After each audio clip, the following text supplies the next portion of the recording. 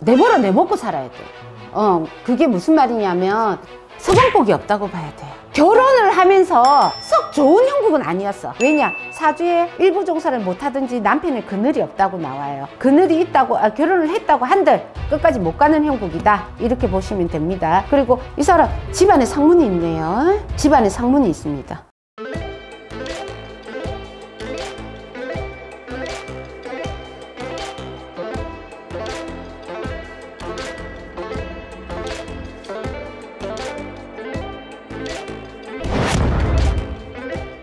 안녕하세요, 선생님. 반갑습니다. 네, 선생님 이번에도 사주. 네, 알겠습니다. 네. 봅시다. 이건 여성분이고요. 네. 66년 그럼 말띠네 58. 12월 9일생 음력입니다. 자, 이 여자분 같은 경우에는 사주로 우리가 흔히 보면은 예체능으로 가야 되고, 그 다음에 내버려 내먹고 살아야 돼. 그게 무슨 말이냐면 서방복이 없다고 봐야 돼요. 남편 복이 없다. 왜냐? 결혼을 했어도 일부 종사 못하고요. 만약에 일부 종사를 한다 하더라도 쇼윈도 부부로 살아야 되고, 부부 간의 갈등이 많을 것이고, 그래서 네 팔 네 흔들고 내 팔 내 흔들어야 돼. 부부의 어떤 본연의 의미는 없어요. 그리고 이 사람 사주가 그래. 남편 복이 없다, 남편 그늘이 없다, 이렇게 나옵니다. 그리고 우리가 흔히 보면은 예체능으로 가야 된다는 게, 이 사람은 많은 사람들의 인기를 가지고 살아야 돼. 그렇지만 그거는 초년.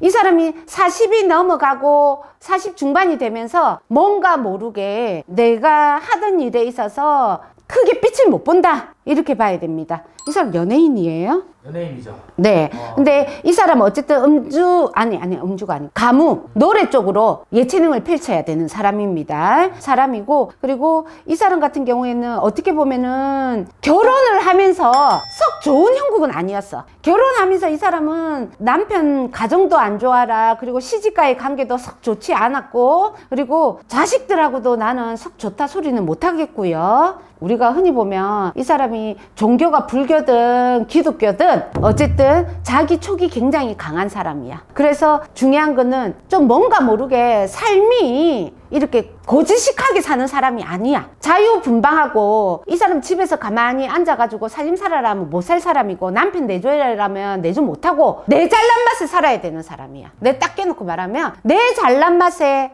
나를 죽이고는 못 사는 사람이야. 그리고 누군가를 내조하고 누군가를, 아이들을 서버하면서 사는 사람이 아니에요. 그래서 가정도 없어라. 솔직히 지금은 있다 하더라도 쇼윈 두고 따로 떨어져서 있어야 되는 형국이고, 왜냐? 사주에 일부 종사를 못하든지 남편의 그늘이 없다고 나와요. 그늘이 있다고, 결혼을 했다고 한들 끝까지 못 가는 형국이다, 이렇게 보시면 됩니다. 그리고 이 사람 집안에 상문이 있네요. 집안에 상문이 있습니다. 이 사람 누구예요? 이름을?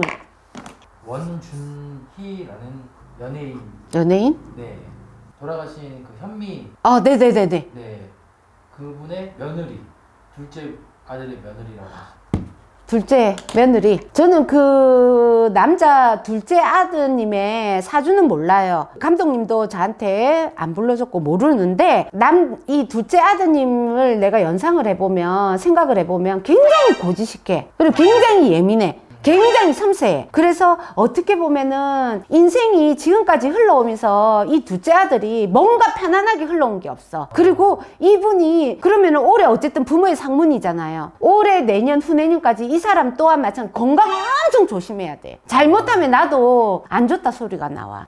그리고 이 원준이라는 이분하고는 궁합 자체가 어울리지가 않아. 서로가 너무 틀려. 성격도 틀리고. 그리고 이 원준이라는 이분이 시집하고도 안 좋아. 그러니까 현미 고 별세하신 현미 그분의 집안하고도 썩 시집하고도 잘 맞다 소리가 안 나와요.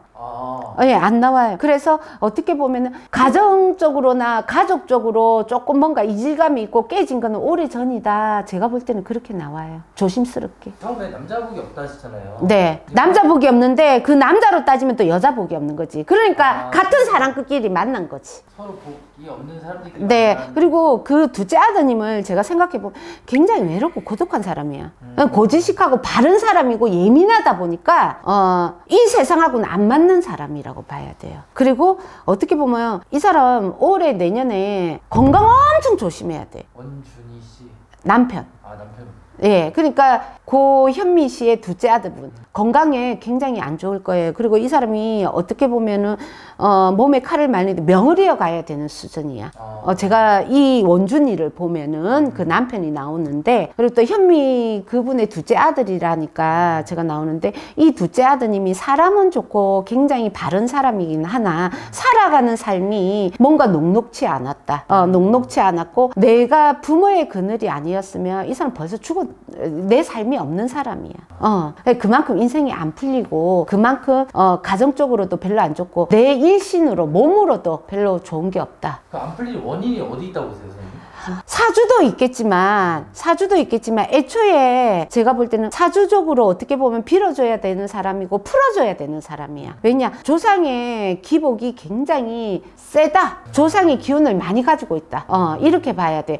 교회를 가든 뭐 절을 가든 천주교를 믿든 우리가 그게 중요한 게 아니고요. 조상의 어떤 그늘이라는 거는 반드시 사람마다 있습니다. 왜냐하면 우리가 부모를 통해서 태어났고, 그 부모 또한 마찬가지로 그 위에 부모가 있듯이 조상의 그늘에서는 자유롭지 못하거든요. 근데 이 원준이 씨 남편, 그러니까 고현미 씨의 둘째 아드님을 제가 연상해가지고 보면은 명도 이어가야 되는 수준이고, 굉장히 살아가는 인생에 있어서 직업적으로나 삶이 녹록치 않고 세상하고는 안 맞는 사람이야.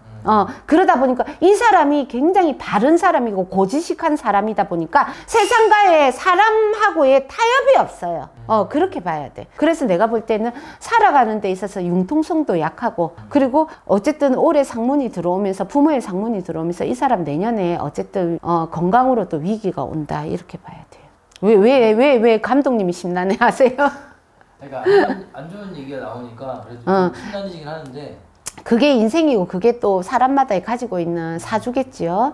그래서 우리가 사주를 보는 이유가요, 이거를 뭔가를 궁금한 거를 아는 것도 중요하지만 내 사주가 때로는 힘들고 안 될 때 왜 안 되는 이유가 있거든. 우리가 나쁜 사주는 없어요. 좋은 사주도 없어요. 하지만 내 사주에 맞춰서 살아가는 지혜를 얻기 위해서 이 점사를 보는 거거든요. 그렇기 때문에 내가 볼 때는 이 둘째 아드님 같은 경우에는 볼 때는 꽉 막혀가 있어. 뭔가 인생이 살아가면서. 그리고 사람에 대한, 세상에 대한 염증이 굉장히 많은 사람이다. 세상과 타협을 못하기 때문에 내 사는 게 내 나름대로는 고지식하게 바르게 산다고 하지만 세상이 어떻게 바르게만 돌아갑니까? 세상과의 타협도 해야 되는데 세상과의 타협이 이루어지지 않는 사람이라고 봐야 돼요. 이런 분들 보면 좀 답답하실 것 같아요. 안타깝죠. 사람은 좋은 사람인데. 그리고 이 여자분하고요, 너무 궁합적으로 성격이 안 맞습니다. 그래서 이 남자분은 굉장히 고루한 스타일이면서, 어떻게 보면 외롭고 고독하고 고루한 스타일이면서 고지식하고, 이 여자분 같은 경우에는 내 잘난 맛을 살아야 돼. 그래서 나의 스트레스나 뭐 이런 거를 내가 쇼핑을 하고 푼다든지, 내가 하고 싶은 거 하고 자유롭게 랄랄랄라 하고 산단 말이야.